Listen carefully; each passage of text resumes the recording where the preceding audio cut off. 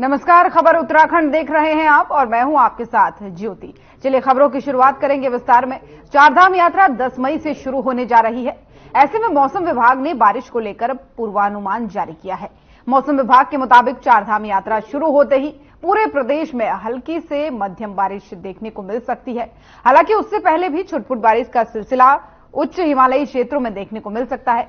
वहीं 11 अप्रैल को बारिश पूरे प्रदेश भर में बढ़ेगी। इस दौरान मौसम विभाग ने चारधाम यात्रा में आने वाले श्रद्धालुओं को खास हिदायतें देते हुए कहा है कि चारधाम यात्रा में आने वाले श्रद्धालु अपनी तैयारी के साथ आए, क्योंकि इस दौरान बारिश के चलते तापमान में भी गिरावट दर्ज होने के आसार हैं।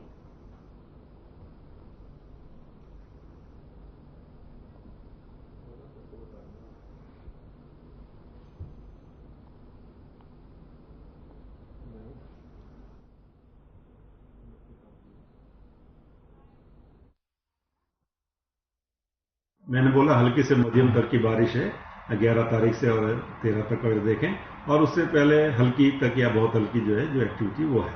लेकिन क्योंकि जो सिस्टम है थोड़ा ईस्ट से आ रहा है और वेस्ट को मूव कर रहा है, तो ईस्टर्ली फ्लो एक बन रहा है, तो उसमें कहीं ना कहीं जो विजिबिलिटी है वो फिर प्रॉब्लम एक होना शुरू हो जाती है। तो चारधाम लोकेशन में मॉर्निंग आवर्स में तो मैं समझता हूँ ठीक है, जो हेली ऑपरेशन है वो चीजें हो जाएंगी, लेकिन दिन में शाम में तो इसमें दिक्कत आने वाली है। तो बिल्कुल वो बारिश रहेगी, चारधाम लोकेशंस में भी रहेंगी।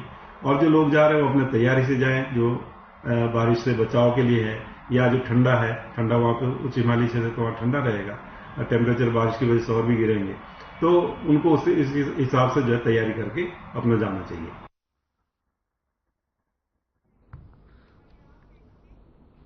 आगामी चारधाम यात्रा में बचाव और राहत कार्यों के लिए उत्तराखंड फायर सर्विस अपनी तैयारियों में जुटा हुआ है। इस बात को लेकर के उत्तराखंड फायर सर्विस के उपनिदेशक एसके राणा ने कहा कि 7 जिलों में जुड़े चारधाम यात्रा मार्गों में कुल 25 फायर स्टेशन शामिल हैं। साथ ही उन्होंने ये भी कहा कि जहां पर भी अस्थायी यूनिट की जरूरत पड़ेगी उन्हें भी तैनात किया जाएगा। और पिछली यात्रा में भी चारों धामों में अस्थायी यूनिट की तैनाती कर दी गई थी।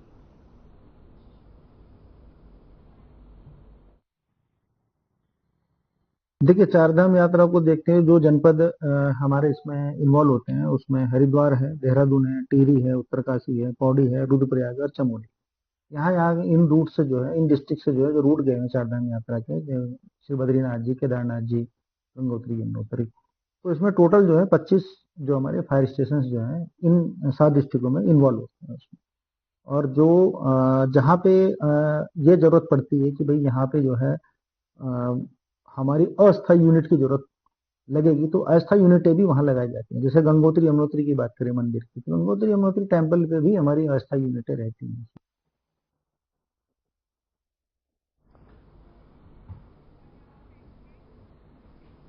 और भगवान केदारनाथ की पंचमुखी डोली 7 मई को सुबह 8:45 पर विश्वनाथ मंदिर गुप्तकाशी के प्रवास के लिए दूसरे पड़ाव फाटा को प्रस्थान किया गया। केदारनाथ धाम के कपाट शुक्रवार 10 मई को खुल रहे हैं और बीकेटीसी मीडिया प्रभारी डॉक्टर हरीश गौड़ ने इस पूरे मामले में कहा कि भगवान केदारनाथ की चल विग्रह उत्सव पंचमुखी मूर्ति की देवडोली को बद्रीनाथ केदारनाथ मंदिर समिति के स्वयं सेवक एवं हकूकधारी पांवों में बिना कुछ पहने पैदल चलकर शीतकालीन गद्दे स्थल श्री ओंकारेश्वर मंदिर ऊखीमठ से श्री केदारनाथ धाम तक पहुंचाते हैं।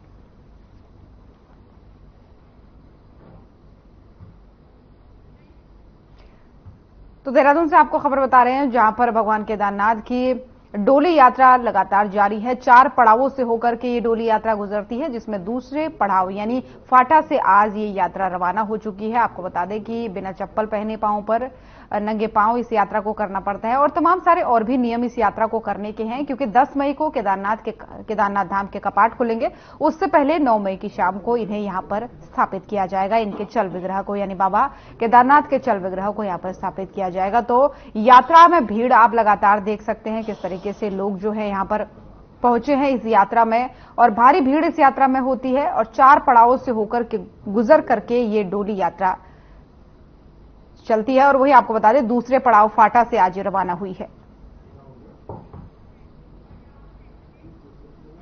और सरकारी कार्यों में कार्यरत राजकीय ठेकेदारों ने विभागों पर रॉयल्टी के नाम पर ठेकेदारों से दोगुना वसूली किए जाने का आरोप लगाया है। कॉन्ट्रैक्ट वेलफेयर एसोसिएशन की अध्यक्षता में बैठक आयोजित की गई। बैठक में ठेकेदारों ने आरोप लगाते हुए कहा कि सरकारी कार्यों में कार्यरत ठेकेदारों के विभाग से रॉयल्टी के नाम पर दोगुना धन वसूली की जा रही है, जिसे बर्दाश्त नहीं किया जाएगा। ठेकेदार किसी भी आंदोलन से पीछे नहीं हटेंगे। विभाग द्वारा सरकारी ठेकेदारों को परेशान किया जा रहा है। टेंडर लेकर ही ठेकेदार निर्माण कार्य करते हैं। उन्होंने कहा कि सरकार को हमेशा ठेकेदार अपना सहयोग प्रदान करते चले आ रहे हैं। निर्माण कार्यों में कई बार नुकसान भी झेलना पड़ जाता है। 2019 जो ये रॉयल्टी का दर है सरकार की तरफ से, उसके हिसाब को मानते हुए हमारे ठेकेदार टेंडर लेते थे और काम पूरा करते थे। और काम पूरा करने के बाद में विभाग ने हमारे बिल बना दिए और फाइनल भी हो गए। लेकिन अब ऐसा करने का प्रयास किया जा रहा है कि 2019 से अब रॉयल्टी दुगने से भी ज्यादा वसूलने का इनका प्रयास है। ये जो इनके जियो हैं 2019 के बाद के हमारे किसी ठेकेदार को नहीं बताया, ना किसी टेंडर में दर्शा गया कि भाई ये इसके रेट ये बढ़ गए, तो हमारे ठेकेदारों को पता होता तो वो उसके हिसाब से ही दर अपनी डालते टेंडर की। लेकिन जो ये अपना चाह रहे कि भाई ये अपना विभाग बचाना चाह रहा, ठेकेदारों को प्रताड़ित करके वसूली कर लें, ऐसा हम बिल्कुल नहीं होने देने के। चाहे कुछ भी हम पूरे जिले के काम बंद कराएंगे ठेकेदारों के। सारे ठेकेदार इकट्ठे हैं इस बात को लेकर। ये ठेकेदारों के साथ अगर जो ऐसा हुआ तो सारे ठेकेदार सड़क पर आ जाएंगे। बेरोजगार तो होंगे ही, लेकिन दिवालिया निकल जाएगा ठेकेदारों का। लेकिन ये हम बर्दाश्त नहीं करने के बिल्कुल भी। एक चिट्ठी आज दे दी हमने विभाग को, विभाग उस पर उचित कार्रवाई यदि नहीं करता उसके बाद में हम सब लोग इकट्ठे होकर धरना करेंगे, प्रदर्शन करेंगे, कोर्ट भी जाएंगे। विभाग द्वारा सरकारी कार्यों में जितने ठेकेदार कार्यरत हैं उनके ऊपर जो है रॉयल्टी का दुगना और उस पर 27% लगा के विभाग जो है वसूल कर रहे हैं और जबरन वसूली कर रहे हैं। उनके बिलों से, उनकी सिक्योरिटी से ये पैसा काटा जा रहा है, जो कि अनुचित है। कि जो भी कटौती करी जा रही हैं ये 2019 से ऐसा जानकारी मिल रही कि 2019 से काटी जा रही हैं और 2019 में जितने रवन्य दिए गए उन रवन्यों की जांच करी जा रही है और 24 तक जितनी भी टैक्स बैठेगा उसका दुगना, जैसे कि प्रचलित दर 154 रुपये क्यूबिक मीटर था, उस 154 पर दुगना करके उस पर 27% लगाकर जो है विभाग जो है रॉयल्टी काट रहा है, काटना चाह रहा है। और यदि कोई नहीं दिया जाएगा तो उसके ऊपर FIR करने की तैयारी करी जा रही है। हमारा सरकार से निवेदन है कि वो ऐसा ना करे। गदरपुर के झगड़ीपुरी गांव के किसानों ने SDM गदरपुर गौरव पांडे को ज्ञापन सौंपा है और कहा है कि कॉलोनाइजरों की तरफ से किसानों के खेतों में पानी जाने वाले गुल और रास्ता बंद कर दिया गया है, जिसको मुक्त करने के लिए SDM को ज्ञापन सौंपा गया है। वहीं किसान शराफत अली मंसूरी ने बताया कि किसानों के खेतों के रास्ते पर अतिक्रमण कर लिया गया है और कॉलोनाइजरों के किसानों की 4 फीट की गुल और 12 फीट का रास्ता बंद कर दिया गया है, जिससे ग्रामीणों और किसानों को परेशानियों का सामना करना पड़ रहा है। हमने जिलाधिकारी के नाम संबोधित ज्ञापन SDM को सौंपा है, जिस पर SDM ने तुरंत कार्रवाई करने का आदेश दिया है और भरोसा दिलाया है कि इस मार्ग को अतिक्रमण मुक्त किया जाएगा। मोतियापुरा जो आप देखते हैं कि NH 74 से हम नए वाले NH पे चढ़ते हैं 4 लेन पे, तो वहाँ एक किसानों का 12 फीट का रास्ता है जो कि पार जाता है, किसानों को जोड़ता है वो रास्ता उनके खेतों से। और उसी के बगल में कुलाबा है 4 फीट का कुलाबा, जो पूरी NH 74 जो NH 309 का जो पूरा पानी है वो उधर से आता है NH 74 की तरफ। वो कुलाबा और रास्ता, एक कॉलोनाइजर वहाँ मिट्टी भरान कर रहे हैं, मिट्टी भरान करने में उन्होंने वो रास्ता बंद कर दिया है और कुलाबे को भी बंद कर दिया है।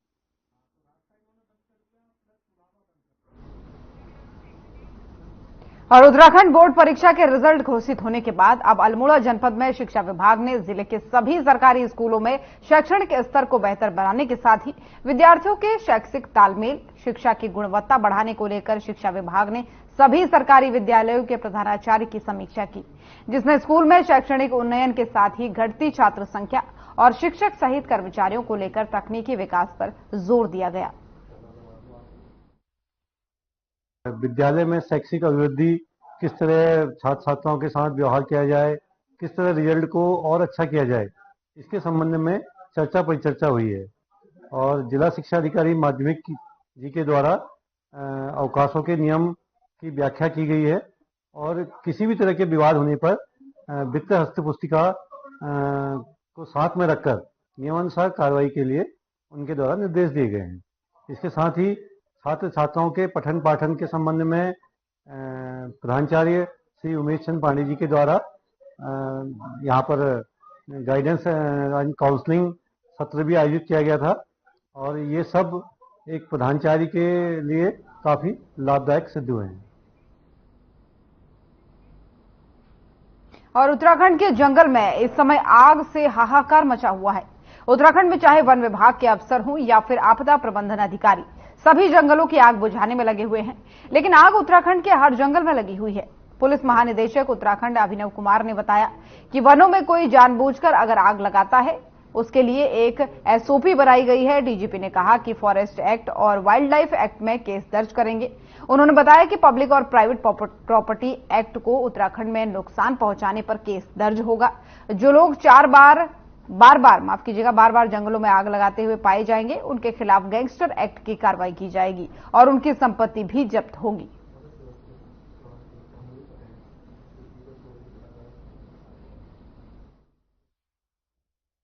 में आज जो मैडम ने हम लोगों को डायरेक्शंस दिए हैं उसमें पुलिस विभाग की तरफ से जो होने वाली कार्रवाई है वो मेन हम लोगों ने चिन्हित कर लिया है कि कौन से ऐसे क्षेत्र हैं जहां पर लगातार ये वनाग्नि की समस्या बनी हुई है और उस क्षेत्र में हमारे वन विभाग के अधिकारी, स्थानीय उपजिलाधिकारी और स्थानीय पुलिस की संयुक्त टीम वहां जो भी लोग वहां पर वनाग्नि लगाने के लिए दोषी पाए जाते हैं, चाहे जानबूझ के या लापरवाही से, उनके खिलाफ कार्रवाई करने के लिए हमने एक एसओपी बनाई है। और भिक्षा नहीं शिक्षा अभियान के तहत पौड़ी पुलिस ने 52 नन्हे मुन्ने बच्चों का भविष्य उज्जवल बनाने का प्रयास किया है। पुलिस ने पूरे जनपद में भिक्षावृत्ति और कचरा बीनने का काम करने वाले 52 बच्चों को पहले चिन्हित किया, फिर उनको उनके परिजनों की अनुमति से यानी सहमति से स्कूलों में एडमिशन दिलवाकर शिक्षा दिलाने का काम किया है। पौड़ी की एडिशनल एसपी जया बलूनी ने बताया कि सामाजिक संस्थाओं के सहयोग से सभी बच्चों को स्कूल ड्रेस, बैग और जूते, किताबें और साथ ही स्टेशनरी वितरित की गई है। स्कूल जाते समय बच्चे काफी खुश नजर आते हैं। एसपी ने बताया कि एसएसपी लोकेश्वर सिंह के निर्देश पर पूरे जनपद में भिक्षा नहीं शिक्षा 2 अभियान चलाया जा रहा है, जिसके तहत एएचटीयू की टीम भिक्षावृत्ति में लिप्त बच्चों को चिन्हित कर शिक्षा दिलाने का काम करने में लगी है। एसपी ने स्थानीय लोगों से पुलिस के इस अभियान के लिए सहयोग मांगा है।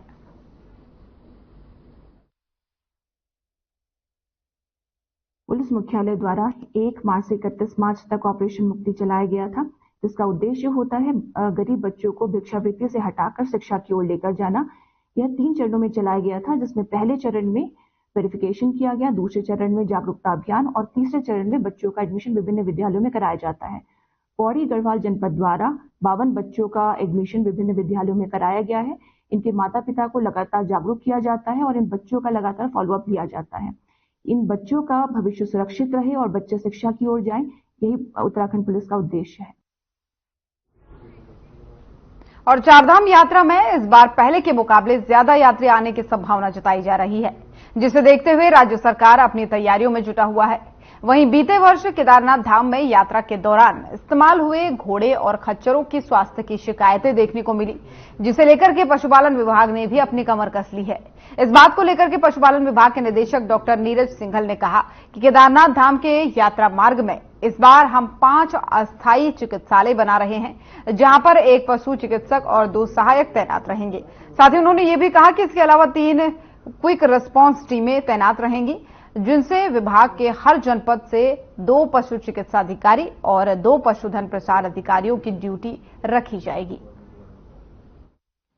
केदारनाथ यात्रा रूट पर हम 5 अस्थायी पशु चिकित्सालय बना रहे हैं, जहां पर हर एक पशु चिकित्सालय में 1 पशु चिकित्सा अधिकारी और 2 उनके सहायक पशुधन प्रसार अधिकारी या पशुधन सहायक के रूप में कार्यरत रहेंगे।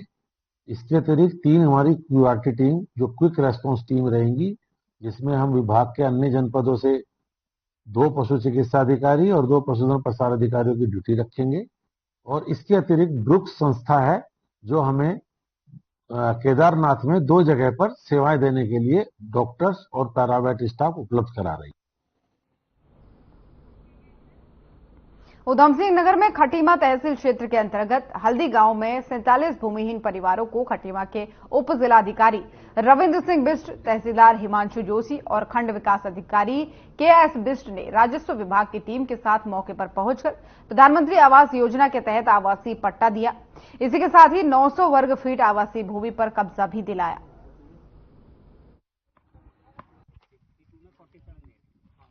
खंड खटीमा के विभिन्न ग्राम पंचायतों में जो हमारे आवास में प्रतीक्षा सूची में लाभार्थी थे, जिनके पास अपनी भूमि नहीं थी, उन लोगों को 52 लोगों को आज यहाँ पर भूमि के पट्टे आवंटित होने, जिसमें से 5 लोगों ने अपने स्वयं के संसाधनों से भूमि क्रय करके अपने आवास बना लिए हैं।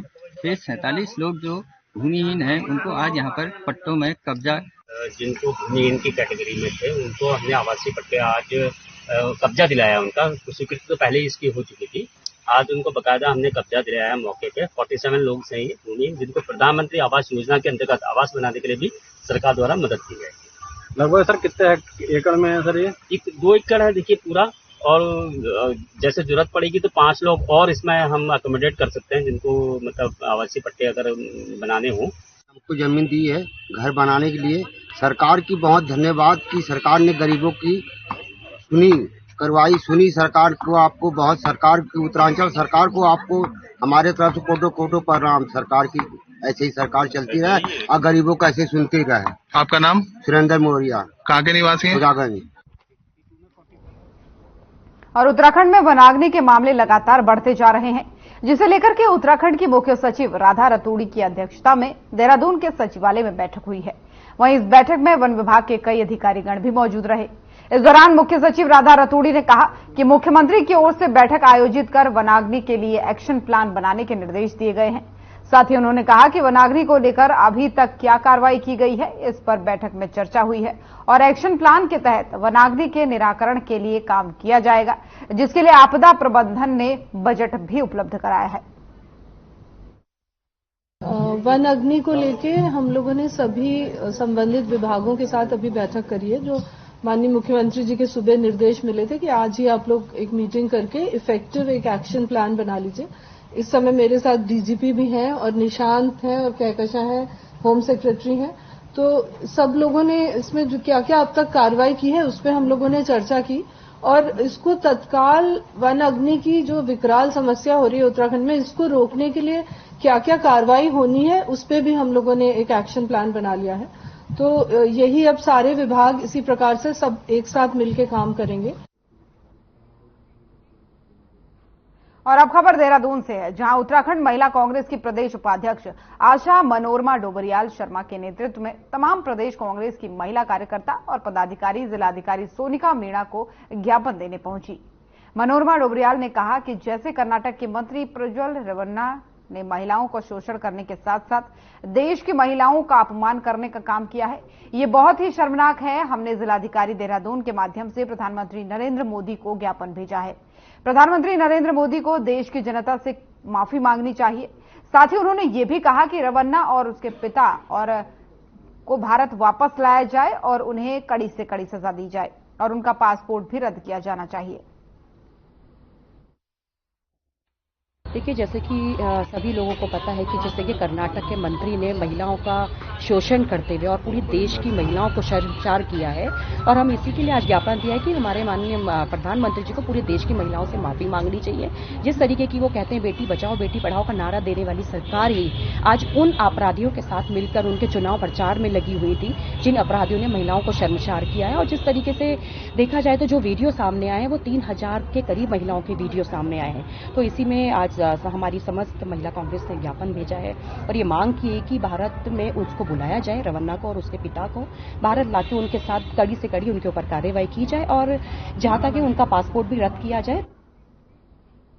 और प्रदेश में लगातार जंगलों में आग लगने की घटना बढ़ती जा रही है, जहां एक और आग से करोड़ों की वन संपदा जलकर खाक हो गई है, तो वहीं आग से अब लोगों की जान भी जा रही है। आपको बता दें कि आग के कारण अब तक प्रदेश में 5 लोगों की मौत हो गई। वहीं सबसे ज्यादा नुकसान कुमाऊं मंडल में हुआ है। लेकिन वन विभाग की रिपोर्ट के मुताबिक जंगल में पेड़ नहीं जले हैं और न ही वन्य जीवों को हानि हुई है, जिसे लेकर के अब राजनीति शुरू हो गई है। आपको बता दें कि कांग्रेस के वरिष्ठ नेता सूर्यकांत धस्माना का कहना है कि अब आग आबादी वाले इलाकों में फैलने लगी है। 1,500 हेक्टेयर में आग लगने के बावजूद भी वन विभाग के अधिकारी अपनी नाकामियों को छिपाने में लगे हुए हैं और झूठ बोल रहे हैं। हताहत हो गए भाई, वन्य जीवन तो छोड़ दिए। ये झूठों की सरकार है, ये केवल और केवल झूठ बोलते हैं। जंगल की आग के बारे में भी ये संभव है। जिस प्रकार से आपके चैनल आग दिखा रहे हैं, जिस प्रकार से समाचार पत्रों में फोटो छप रहे हैं, जिस प्रकार से हमारे पास पार्टी के तमाम लोग, जिम्मेदार लोग, नागरिक, आम नागरिक हमें फोन कर करके बता रहे हैं। कल तो आपको मालूम है किस तरह से वहां कुमाऊं मंडल में आग फैली है, आबादी में चली गई, मंदिर और धर्मशालाएं जल रही हैं, मकानात जल रहे हैं। अब आप कह रहे हैं कि कोई हताहत नहीं हुआ। अब वो इतने मतलब 1,500 हेक्टेयर जंगल में आग लग गई और वन के अधिकारियों ने सारे जानवर गिन लिए कि सांप, नेवला, बिच्छू, पक्षी, बाघ कुछ नहीं मरा जंगल में। शर्म की बात है।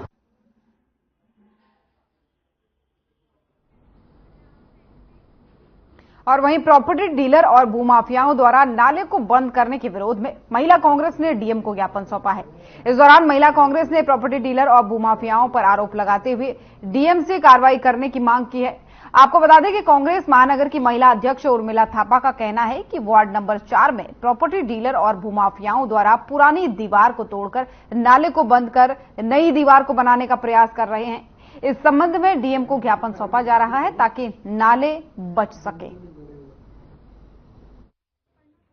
ये वार्ड नंबर 4 में नाले का मामला है, जिसमें कि इसके पूरे खसरे नंबर भी लिखे हुए हैं। उसमें प्रॉपर्टी डीलर और भूमाफिया लोग उस नाले को बंद करने का प्रयास कर रहे हैं। जो पुरानी डेड एंड दीवार है उसको तोड़कर उस नाले को बंद करके दीवार दोबारा बनाने की कोशिश कर रहे हैं, जिसके लिए हम आज जो डीएम मैम को ज्ञापन देने आए हैं, जिससे कि हमारे नाले खाले बच सकें। आज ब्राजील का हाल देखिए क्या हो रहा है, आज सारे न्यूज चैनलों में चल रहा है, डूब रहा है। तो इसी तरह अगर हमारे ये नाले खाले भूमाफिया से बचाए नहीं गए तो एक दिन उत्तराखंड का भी यही हाल होने वाला है।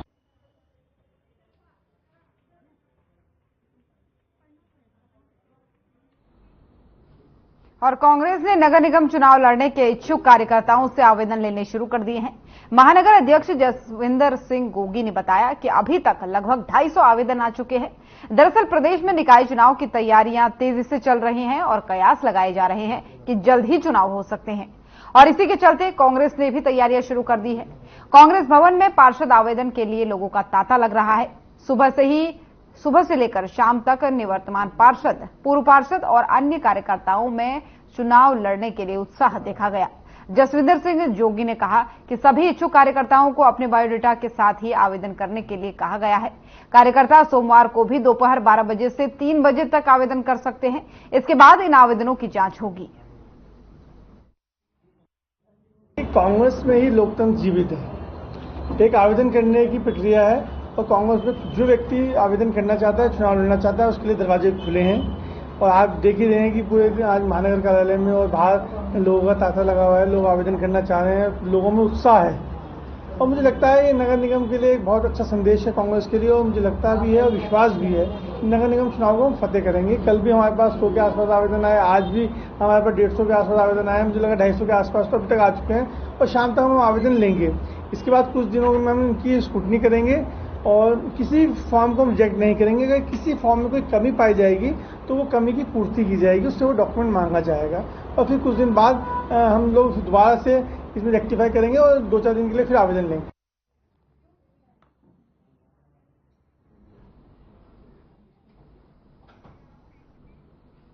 तो खबर उत्तराखंड देख रहे थे आप। बुलेटिन में फिलहाल इतना ही। नमस्कार।